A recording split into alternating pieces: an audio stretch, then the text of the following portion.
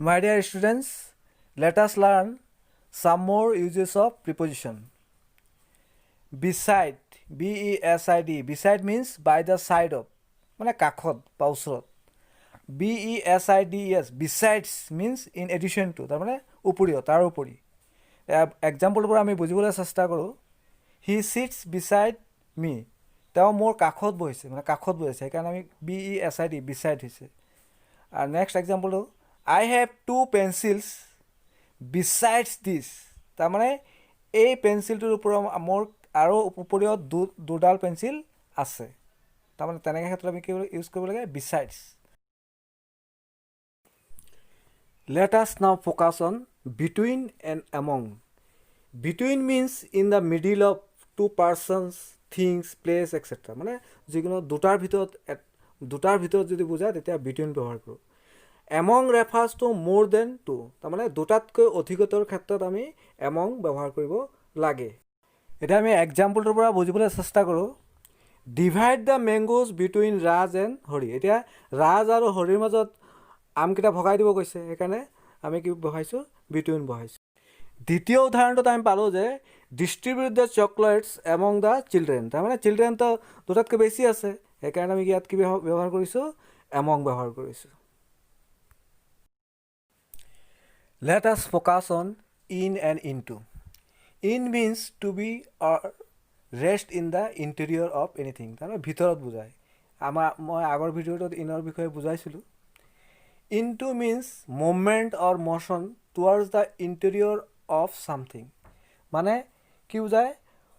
কোনো বস্তুৰ ভিতৰ ফালে গতি কৰা বুজায় ইনটোৱে. আমি এক্সাম্পলটোৰ পৰা বুজিব চেষ্টা কৰোঁ. He is in the classroom. সি শ্ৰেণীকক্ষৰ ভিতৰত আছে. নেক্সট উদাহৰণটো, the Ganga flows into the bay of Bengal. ইয়াৰ অৰ্থ হ'ল গংগা নদী বংগোপসাগৰত পৰিছে. তাৰমানে let us focus on and over.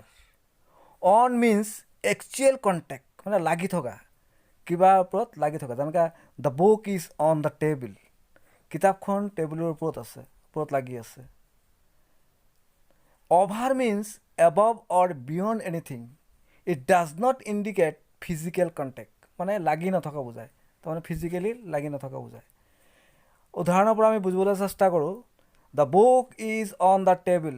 এইটো ক'লোৱেই মই যে কিতাপখন টেবুলৰ ওপৰত আছে, ওপৰত লাগি আছে. নেক্সট উদাহৰণটো চাওঁ. The sky is over our heads. তাৰমানে কি? আকাশখন আমাৰ মূৰৰ ওপৰত, আমাৰ মূৰততো লাগি থকা নাই, সেইকাৰণে ইয়াত কি হৈছে? অভাৰ হৈছে. Let us focus on since and for. Since refers point of time, মানে নিৰ্দিষ্ট সময় দিয়া থাকিলে since ব্যৱহাৰ কৰা হয়. For refers period of time, মানে ব্যাপক সময়, নিৰ্দিষ্টকৈ দিয়া নাথাকিলে. এক্সাম্পলটোৰ পৰা আমি বুজিবলৈ চেষ্টা কৰোঁ. It has been raining since last Monday. তাৰমানে যোৱা সোমবাৰৰ পৰা বৰষুণ দি আছে, নিৰ্দিষ্ট কৰিছে যোৱা সোমবাৰ, সেইকাৰণে আমি ইয়াত কি ইউজ কৰিছোঁ? since. নাম্বাৰটো চাইছোঁ. He has been suffering from fever for 3 days. তাৰমানে 3 দিনৰ পৰা তেওঁ জ্বৰত ভুগি আছে, নিৰ্দিষ্টকৈ দিয়া নাই, সেইকাৰণে ইয়াত কি বহিছে? 4 বহিছে. Let us move on. Against. Against is used to mean opposition of some kind or provision for or comparison etc. কোনো ধৰণৰ বিৰোধ, বিপক্ষ বা তুলনা আদি বুজাবলৈ ব্যৱহাৰ কৰা হয় against. এক্সাম্পলৰ পৰা আমি বুজিবলৈ চেষ্টা কৰোঁ. We should stand against injustice. আমি অন্যায়ৰ বিৰুদ্ধে থিয় হ'ব লাগে, এনেকুৱা ক্ষেত্ৰত আমি এগেইনষ্ট ব্যৱহাৰ কৰিব পাৰোঁ. Let us move on. Across and along. এফালৰ পৰা আনফালে গতি কৰা বুজালে across ব্যৱহাৰ কৰা হয়, আৰু পোনে পোনে যদি গতি কৰা হয় তেনেহ'লে কি ব্যৱহাৰ কৰা হয়? along. যেনেকৈ উদাহৰণ, he sailed across the sea. আৰু এটা উদাহৰণ চাওঁ, he walks along the street. তাৰমানে across is usually used to mean from one side to the opposite. মানে এফালৰ পৰা বিপৰীত ফালৰ অৰ্থ বুজাবলৈ সাধাৰণতে across ব্যৱহাৰ কৰিব পাৰি. Let us focus on for. For is used to mean direction in space and time, course, reason, in spite of, exchange, on behalf of, purpose etc. মানে ফ'ৰে স্থান কালৰ নিৰ্দেশ কৰে, কাৰণ বুজাবলৈ ব্যৱহাৰ কৰা হয়, স্বত্বেও বুজাবলৈ ব্যৱহাৰ কৰা হয়, সলনি বুজাবলৈ ব্যৱহাৰ কৰা হয়, বাবে আদি বুজাবলৈ ব্যৱহাৰ কৰা হয়। এতিয়া আমি এক্সামৰ পৰা চাওঁ, হি হেজ বিন ৱেইটিং ফৰ এন আৱাৰ। তাৰমানে ইয়াত কি বুজাইছে, কিহৰ নিৰ্দেশ কৰিছে এইটো, কালৰ। তাৰপৰা ইট ডাইৰেক্টছ টাইম। নেক্সট উদাহৰণটো চাওঁ, he was punished for bad conduct.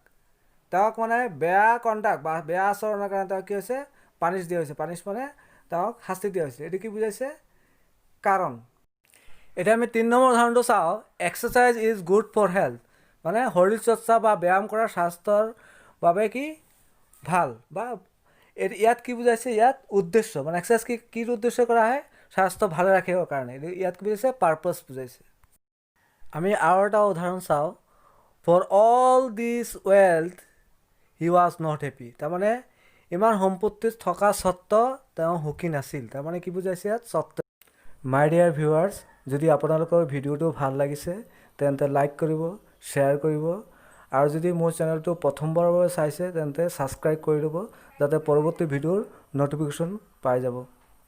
মই গ্ৰামাৰৰ এনেধৰণৰ ভিডিঅ' ধাৰাবাহিকভাৱে দি আছোঁ আৰু দি থাকিম। ধন্যবাদ।